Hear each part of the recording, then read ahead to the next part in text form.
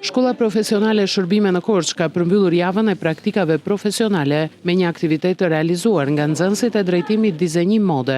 Përmes një ekspozite janë prezantuar veshjet e realizuara nga vetë nxënësit, çka ka treguar edhe aftësitë e fituara gjatë orëve mësimore, teorike dhe praktike. Jemi duke mbyllur javën e praktikave profesionale me një aktivitet shumë interesant këtu në ambientet e shkollës. Nga nxënësit e drejtimit dizenjim mode do të na prezantohen punimet realizuara prej tyre në repartin e praktikave. Janë vajza dhe zonja të cilat mbasi kanë përfunduar një arsimim të caktuar, kanë erdhur të marrin një profesion.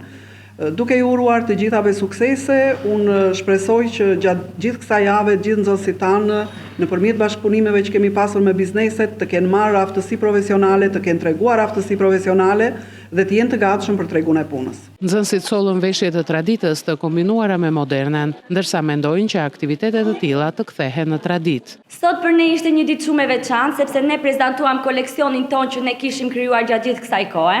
Ne jemi përpjekur që këto veshje t'i lidhim me traditën e vjetër shqiptare, po ashtu t'i risjellim edhe në kohët moderne.